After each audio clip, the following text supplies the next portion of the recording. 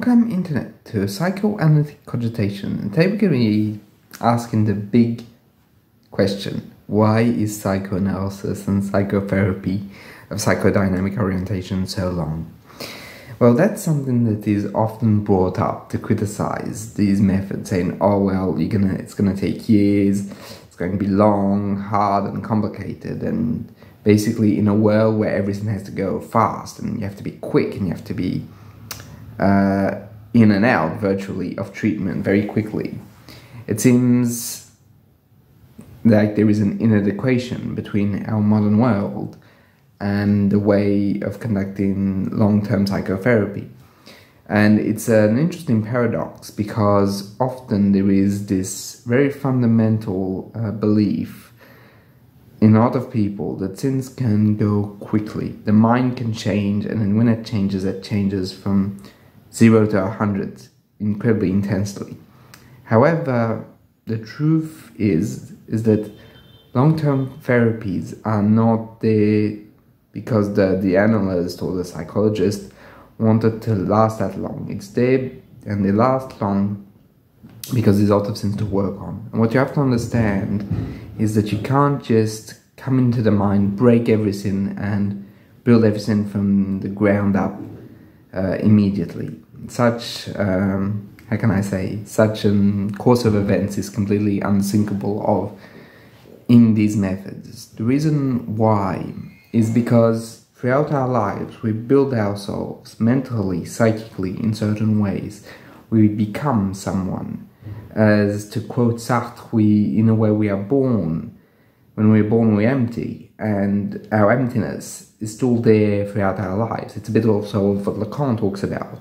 But all of that is some things we build on. We don't take that for a given. We build a whole identity, a whole history of who we are that's more or less organized, but still it's there. And that creates what we call in psychoanalysis an ego. But that ego is not alone. Has to be confronted with drives, it's confronted with an outside environment, meaning that at every time of the day, our identity is subject to attacks, both internal and external. And we have defended ourselves in such a way, we basically fundamentally have to always look out for an attack and also have to try and work on ourselves. So you can see here that the ego is trying to protect itself. So if we were to just like rush in, break the ego in its defenses and rebuild it, well, you might be able, if you were incredibly ruthless, to break the ego, but you wouldn't be able to rebuild it. Why? Because the ego took years, good relationships, good and happy moments with people. And by breaking the defenses, what you have to understand is that you're breaking part of the ego with it. Because the ego developed those defenses to cope. That cope is something, I've talked about it in other videos, but it's something to be respected.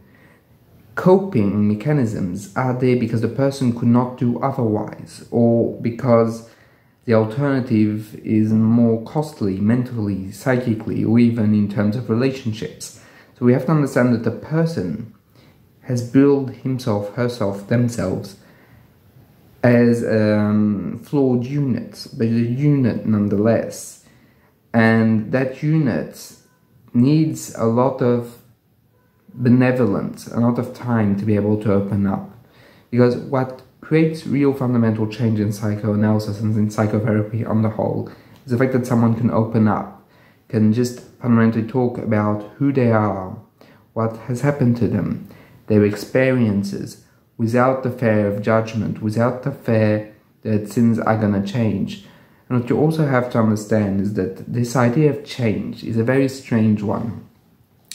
As on paper, everyone wants a change for the better. But that process of changing, because it goes through those defenses, is kind of complicated and subtle. Because what happens is that once you go through a defense, you have to accept the introspection that comes with the understanding of what is happening in you. And that can be very painful, something that can be very hard to grasp. And that's why it's something that's also very important when someone starts psychotherapy, that he has to start it for himself. I know it's kind of a cliche by this point of saying you have to do it, but you do it for yourself. But there's something so fundamentally true, as if you're not doing it for yourself. If, for example, you're doing it because a partner is threatening you, because your boss is going to sack you, because your family just doesn't want anything to do with you, you're not going to be invested in the process. The process is going to be like a chore. And you might think, well, yes, but we do plenty of stuff because it's based on chores. Yes, but psychotherapy can't just be a chore. It has to be a fundamental choice, because what's going to happen is that it isn't going to be like all the other chores where you do it, you're done, and you can only do it in X amount of time. Psychotherapy is, at its core, deconstructing who you are, slowly but surely, in order to be able to rebuild something better for you, and something more intense and more powerful that can then survive the shock of conflict between the inside world, the drives coming through, but also the external world, something that's more capable. As Fernberg would say, a central ego, to take his vocabulary. Fundamentally, that aspect has to be built through time and through good experiences. And the long-term therapy, its big advantage is that throughout weeks, months, years, what's going to happen is that those defenses are going to be lowered through the actions and talk of the patient and the reception of them, of the therapist and his interpretations. All of that is going to appease a lot of sins, which then going to allow the person to think about themselves, recreate a better frame for their lives. But that better frame is not something easy. It's something difficult. It's real work. And even in French, I don't know if it's the same in the Anglo-Saxon countries, but psychoanalysis, in terms of what the analyst says, is it's a work, it's a job. And I fully agree with that. It's a real job to be doing that. Not just the analyst, but the analysand is also working. In a way, he's paying money to work on himself. And that work is real work. It's not fun, it's not easy, it's not wonderful. It's intense, difficult, sometimes painful. But it can lead to something better, and sometimes even something wonderful. New avenues are open, new possibilities get to be explored, and that's something that's fundamentally positive and wonderful, and something that makes this job so fulfilling, both for the patient and for the therapist. But one must not forget that these potentials don't come directly. They come after a long period in which the person can really truly grasp who they are. Of course, there's some people, for many circumstances, that might go quicker than others, and that's fine. There's no one rule for everyone, right? Everything exists, and there has to be a place for everything.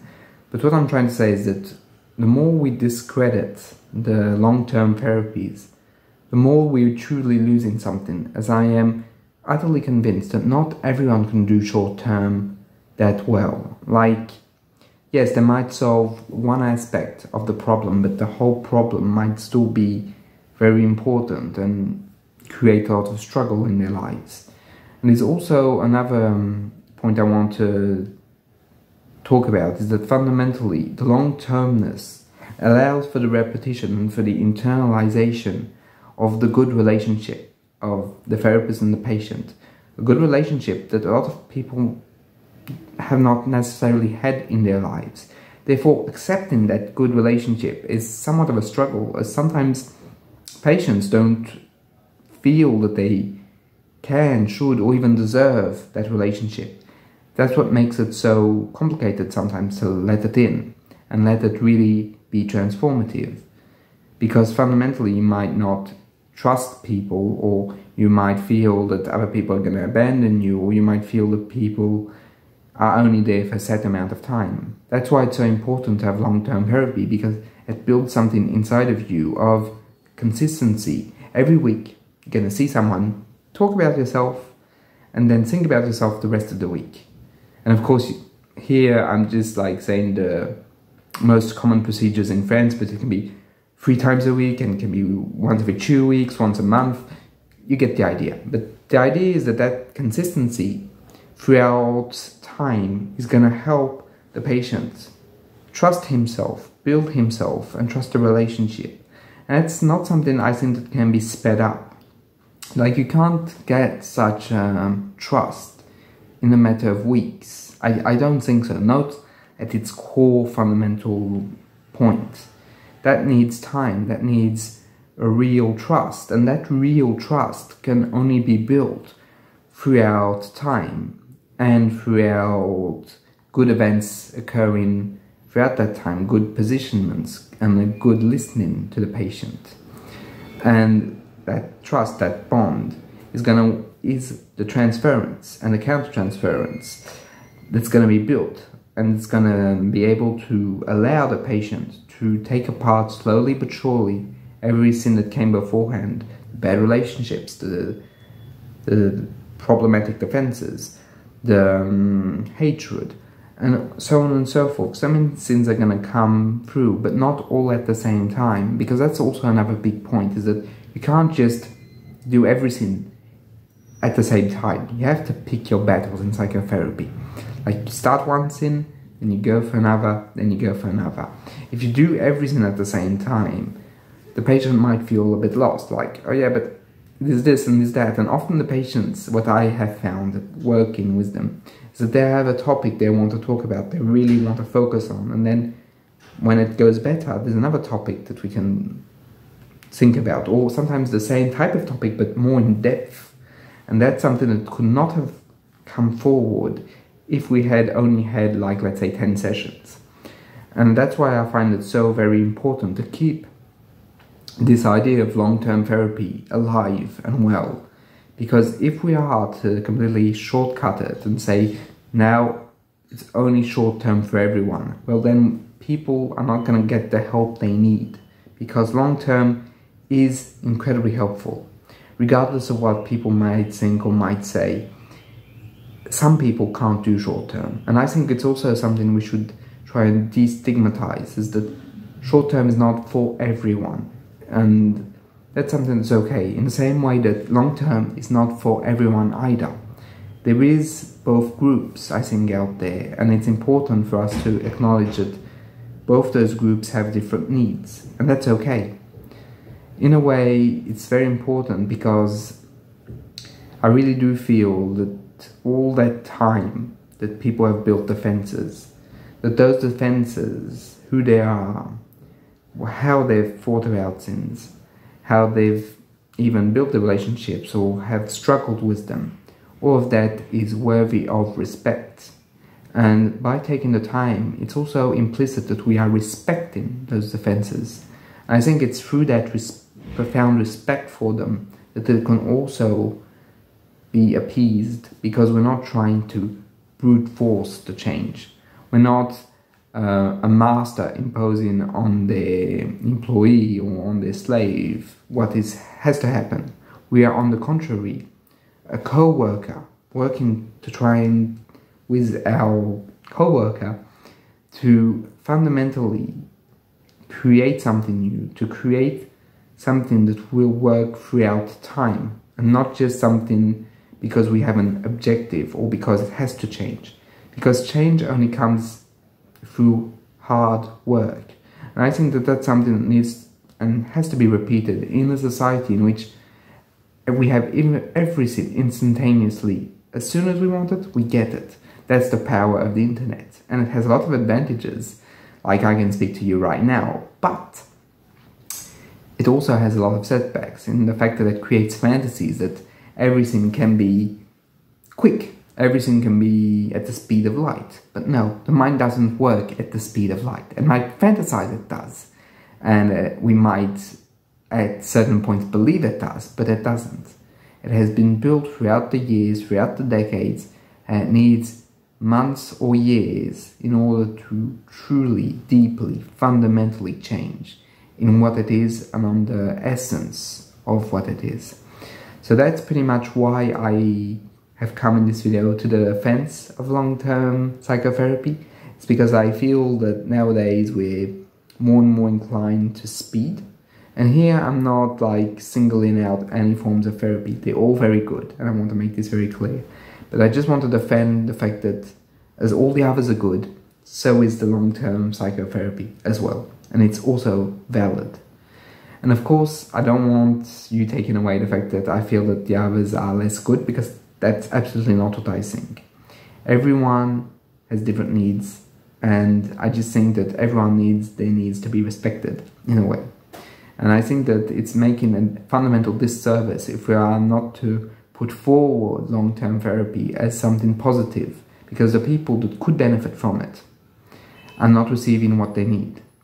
So I hope I was clear with my understanding. There might be other arguments I've missed, but if it's the case, just feel free to drop them by in the comments. And I'll see you in the next one. Bye.